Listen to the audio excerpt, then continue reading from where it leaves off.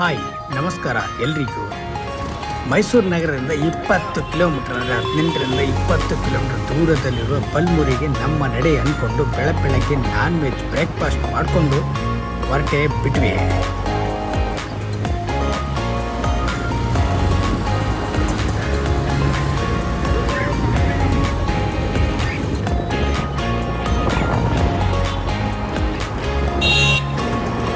ಹಾಗೆ ವೆದರ್ ಕೂಡ ಚೆನ್ನಾಗೇ ಇತ್ತು. ಅದಕ್ಕೋಸ್ಕರ ಬೈಕ್ ಮೇಲೆ ರೈಡ್ ಮಾಡಬೇಕು ಅಂತ ಬೈಕ್ ತಗೊಂಡು ಜಾಲಿ ಅಂದ್ಕೊಂಡು ಎಂಜಾಯ್ ಮಾಡಿಕೊಂಡು ಹೊರಟೆ ಬಿಟ್ವೆ.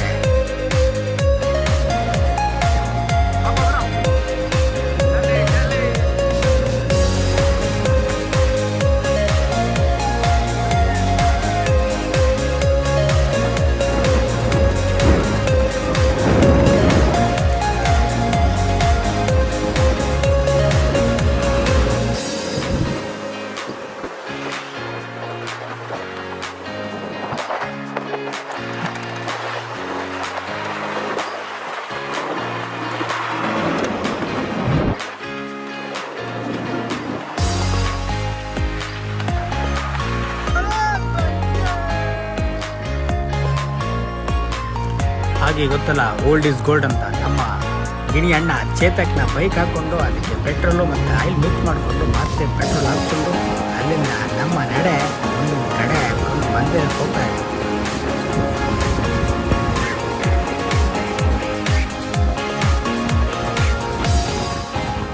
ಅಂತೂ ಇಂತೂ ಬಂತು ನೋಡಿ ಬಲ್ಮುರಿಯ ಹೆಬ್ಬಾಗಿಲು.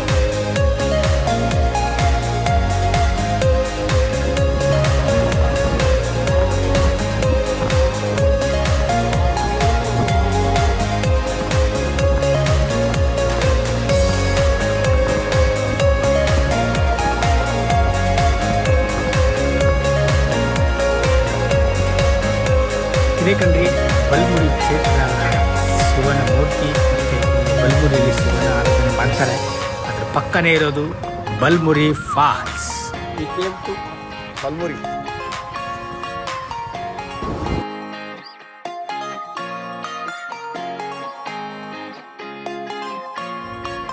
ಇದೇ ಕಣ್ರಿ ಬಲ್ಮುರಿ ಫಾಲ್ಸ್. ಬಲ್ಮುರಿ ಏನಕ್ಕೆ ಬಂತು ಅಂದರೆ ಮೈಸೂರು ನಗರದಿಂದ ಬಲಕ್ಕೆ ಈ ಫಾಲ್ಸ್ ಇರೋದ್ರಿಂದ ಬಲ್ಮುರಿ ಫಾಲ್ಸ್ ಅಂತ ಹೆಸರು ಬಂತು.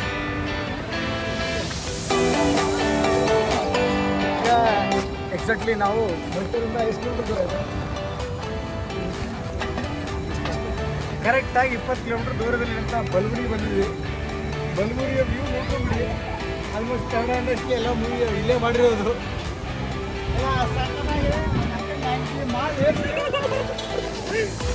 ಇಲ್ಲಿ ಚಿತ್ರಾನ್ನ ಮಾಡೇ ಬಿಡೋದು ಇವತ್ತು ನೋಡ್ರಿ.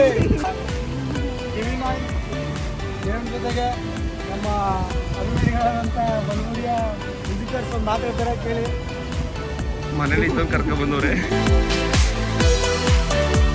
ಪರ್ಟಿಕ್ಯುಲರ್ ಆಗಿ ಇವತ್ತು ಬಲ್ಮುರಿ ಬಂದಿರೋದು ಎಂಜಾಯ್ ಮಾಡಬೇಕಂತ ಮತ್ತು ರಿಲ್ಯಾಕ್ಸ್ ಆಗಬೇಕಂತ.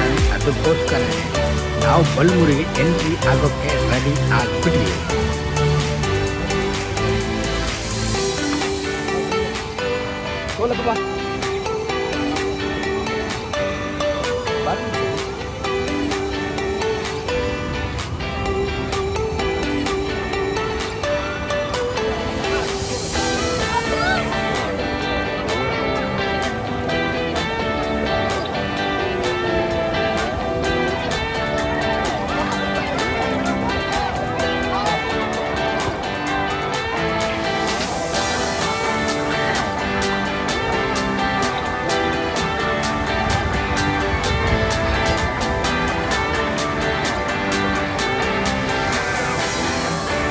ಎಲ್ರಿಗೂ ಗೊತ್ತಿರೋ ಹಾಗೆ ಇದು ಕಾವೇರಿ ನದಿಯ ನಿಯರೆಸ್ಟ್ ಡ್ಯಾಮ್ನ ಬ್ಯಾಕ್ ವಾಟರ್.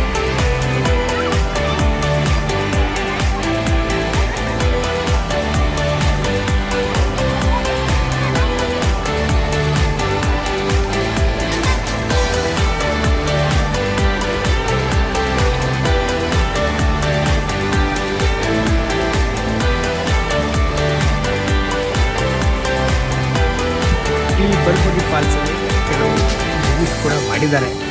ಯಾಕೆಂದರೆ ಅಷ್ಟು ಚೆನ್ನಾಗಿರೋ ಬ್ಯಾಕ್ಗ್ರೌಂಡ್ನ ಬಿಟ್ಟು ಬೇರೆ ಕಡೆ ಯಾಕೆ ಹೋಗ್ತಾರೆ ಅಂತ ಚೆನ್ನಾಗಿರೋ ಸೀನ್ ನೋಡೋಕ್ಕೆ ಜನ ಸಂಡೇ ಸ್ಯಾಟರ್ಡೆ ಅಂದ್ಕೊಂಡು ಚೆನ್ನಾಗಿ ತುಂಬ್ಕೊಂಡು ಬರ್ತಾರೆ. ನಾವು ಹೋಗಿದ್ದು ವೀಕ್ ಡೇಸಲ್ಲಿ, ಅದಕ್ಕೆ ಸ್ವಲ್ಪ ಜನ ಮಾತ್ರ ಇದ್ದರು. ನಮಗೆ ಎಂಟರ್ಟೈನ್ ಮಾಡೋಕ್ಕೆ ಏನು ಕುಂದು ಕೊರತೆ ಆಗದೇ ಚೆನ್ನಾಗಿ ಎಂಟರ್ಟೈನ್ಮೆಂಟ್ ಮಾಡಿಕೊಂಡು ಎಂಜಾಯ್ ಮಾಡಿಕೊಂಡು ಬಲ್ಮುರಿಯಲ್ಲಿ ಸ್ವಿಮ್ಮಿಂಗ್ ಮಾಡಿಬಿಟ್ವಿ.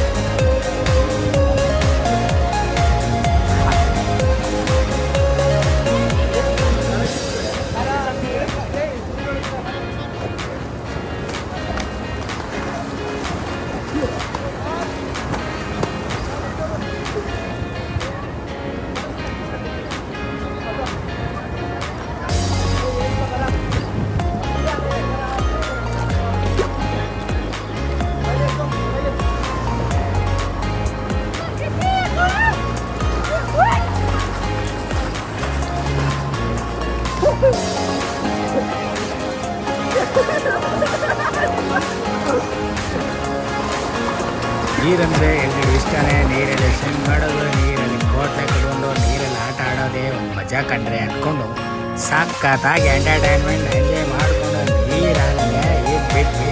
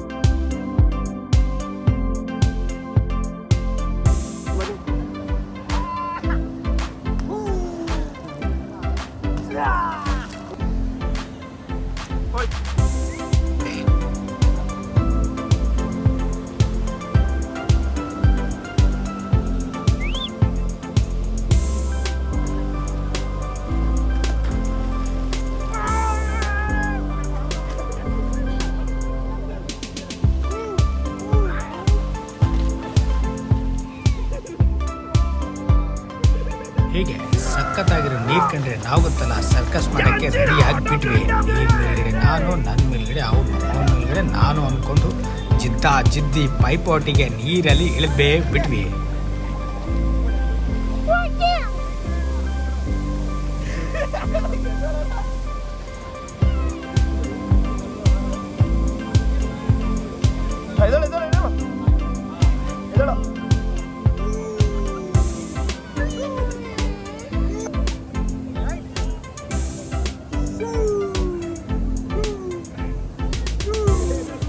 ಯಾವ ಕಪಿ ಬಟ್ಟೆ ಅಂತ ಇವೆಲ್ಲ ನೋಡಪ್ಪ.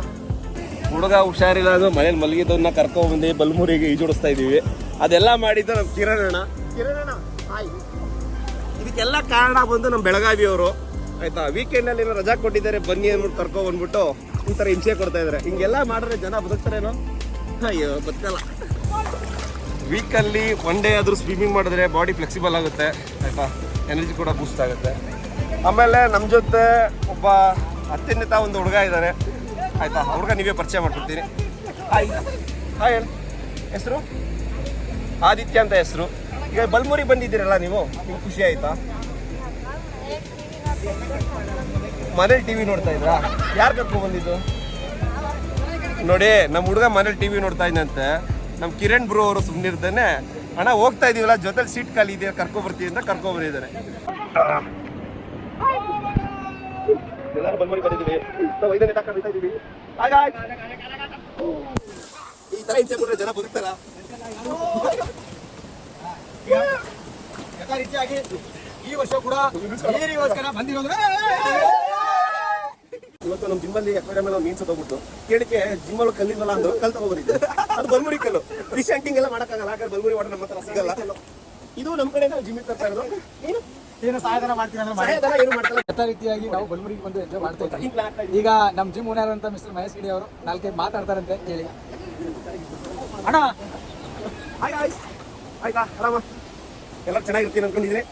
ಈಗ ಗಿರೀಶ್ ಫಿಟ್ನೆಸ್ ವತಿಯಿಂದ ಆಯ್ತಾ, ನಿಮ್ಮ ಜಿಮ್ಮು ಆಯ್ತಾ, ಎಲ್ಲ ನೀವೇ ಆಯ್ತಾ, ಎಲ್ಲರೂ ಒಂದು ಟ್ರೆಕಿಂಗ್ ಪ್ಲಾನ್ ಮಾಡಿ ಅಂತ ತುಂಬಾ ದಿನ 6-7 ತಿಂಗಳಿಂದ ಕೇಳ್ತಾರೆ. ಅದರಲ್ಲಿ ನಮ್ಮ ಬೆಳಗಾವಿಯವರು, ಕಿರಣ್ ಅವರು ಆಯ್ತಾ, ಎಲ್ಲ ಕೂಡ ಆಯ್ತಾ, ಮಾರ್ನಿಂಗ್ ಸ್ಟೂಡೆಂಟ್ ಮತ್ತು ಈವ್ನಿಂಗು ನೈಟ್. ಈಗ ಟ್ರೆಕಿಂಗ್ ಲಡಾಖ್ ಪ್ಲಾನ್ ಮಾಡ್ತಾ ಇದೀವಿ ಆಯ್ತಾ. ಕಂಪಲ್ಸರಿ ಹೆಲ್ಮೆಟ್ ಕಡ್ಡಾಯ ಇರಬೇಕು, ಎಫ್ ಇನ್ಶೂರೆನ್ಸ್ ವೆಹಿಕಲ್ ಇರಬೇಕು ಆಯ್ತಾ. ಎಲ್ಲ ಸಿಂಗಲ್ ರೈಡ್, ಸೋಲೋ ರೈಡ್ ಹೋಗುದು. Solo ride best. ಮೈಸೂರಿಂದ ಮನಾಲಿ, ಓಕೆನಾ? ಯಾರಿಗೆ ಇಂಟ್ರೆಸ್ಟ್ ಇದೆ ಜಿಮ್ಗೆ ಬಂದಾಗ ದಯವಿಟ್ಟು ನಿಮ್ಮ ಹೆಸರನ್ನ ರಿಜಿಸ್ಟರ್ ಮಾಡ್ಕೊಳ್ಳಿ ಆಯ್ತಾ. ಓನ್ ವೆಹಿಕಲ್ ಇರಬೇಕು ಆಯ್ತಾ. ಜಿಮ್ ಕಡೆಯಿಂದ ಏನು ಕೊಡ್ತೀವಿ ಅಂತಂದ್ರೆ ಊಟಕ್ಕೂ ಜಿಮ್ದು ಊಟದ್ದು ರೂಮು ಸ್ಟೇಯಿಂಗ್ ಎಲ್ಲ ಆದರೆ ಅದು ನಿಮ್ಮ ಎಕ್ಸ್ಪೆನ್ಸಸ್ ಆಯ್ತಾ. ಫುಡ್ಡು ಜಿಮ್ ಕಡೆಯಿಂದ ಟೀ ಕಾಫಿ ಇರ್ಬೋದು, ಸ್ನ್ಯಾಕ್ಸ್ ಇರ್ಬೋದು, dinner lunch, veg non veg, okay. But compulsory vehicle ಬಂದು ಆಯ್ತಾ ಬಜಾಜ್ ಆಗಿರ್ಬೇಕು, 2 ಸ್ಟೆಪ್ ವೆಹಿಕಲ್, ಅದು ಸಿಂಗಲ್. ಹಾಗೆ ಅವ್ರಿಗೆ ಇವ್ರಿಗೆ ಅಂದ್ಕೊಂಡು ಬಾಟ್ಲೆ ಕೊಡ್ತಾ ನೆಕ್ಸ್ಟ್ ಸವಾರಿ ನೀರಿನ ಮೇಲೆ ಅಂದ್ಕೊಂಡು ಶೂಟಿಂಗ್ ಮಾಡೋಕ್ಕೆ ರೆಡಿ ಆದೆ. ಏನೂ ಗೊತ್ತಿಲ್ಲ ಕಣ್ರಿ, ನೀರಲ್ಲಿ ಮೀನು ಕಾಲನ್ನ ಕಷ್ಟ ಆಯಿತು. ಅದನ್ನ ಎಳ್ಕೊಂಡು ನಾನು ಕಂಗಾಬಿಕ್ಕಿ ಆಗಿ ಓಡಾಡ್ಬಿಟ್ಟೆ.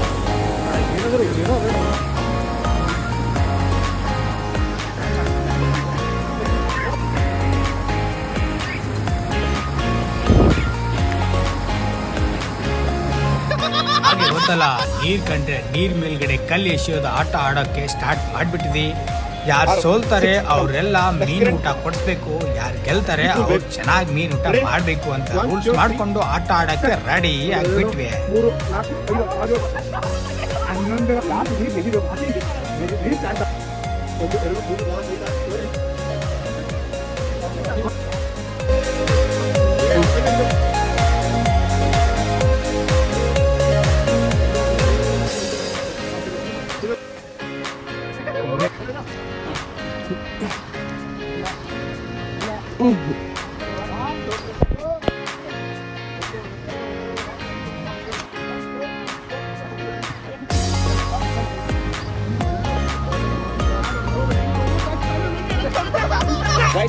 ನಾವು 3 ಜನ ಸೇರ್ಕೊಂಡು ನೀರಲ್ಲಿ ಕಲ್ಲೇಶ್ವರ ಆಡಿದ್ವಿ. ಹೈಯೆಸ್ಟ್ ಪಿಚ್ ಯಾರು ಬಂದಿರ್ತಾರೆ ಅವರು ಫಿಶ್ ಕೊಡಿಸ್ಬೇಕು ಅವ್ರಿಗೆ ಆಯ್ತಾ. ಸೋತಿರೋದು ನಾಗರಾಜ್ ಬಂದ್ಬಿಟ್ಟು ಹೈಯೆಸ್ಟ್ 6 ಆಯ್ತಾ. 5 ಚಾನ್ಸಲ್ಲಿ 6, ಕಿರಣಂದು 5 ಚಾನ್ಸಲ್ಲಿ 12 ಹೈಯೆಸ್ಟ್ ಆಯ್ತಾ. ನಮ್ದು 5th ಚಾನ್ಸಲ್ಲಿ 14, ನಂದೇ ಹೈಯೆಸ್ಟ್. ಇವರಿಗೂ ಕೂಡ ಗೊತ್ತಿದ್ದೀವಿ ಅಂತ ಫಿಶ್ ಕೊಡಿಸ್ಬೇಕು ನನಗೆ. ಈ ಟೀಮಲ್ಲಿ 5 ಚಾನ್ಸ್ ಇತ್ತು. ಸ್ಟೋನ್ ಥ್ರೋಲ್ಲಿ ಇವರೇ ಸ್ಟೋನ್ ಥ್ರೋವಿಂಗ್ ಅಲ್ಲಿ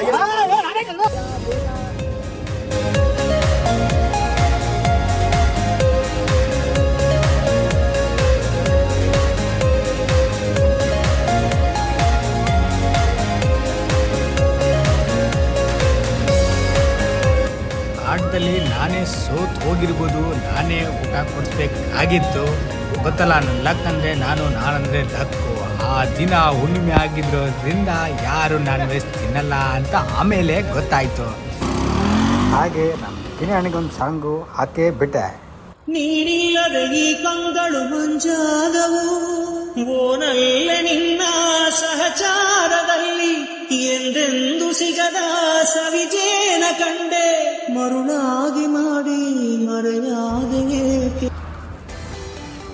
ಮೊದಲು ಹೊಟ್ಟೆ ಹಚ್ತಾ ಇತ್ತು, ಚೆನ್ನಾಗಿ ಬ್ಯಾಟಿಂಗ್ ಆಡಬೇಕು ಅಂತ ತ್ರಿಪುರಾಂಬ ಮೆಸ್ಗೆ ಬಂದು ಚೆನ್ನಾಗಿ ಊಟ ಮಾಡಿಕೊಂಡು ನಮ್ಮ ಮನೆ ಕಡೆ ಅಂದ್ಕೊಂಡು ವಾಪಸ್ ರಿಟರ್ನ್ ಟು ಮೈಸೂರು ಮನೆಗೆ ಬಂದ್ಬಿಟ್ಟು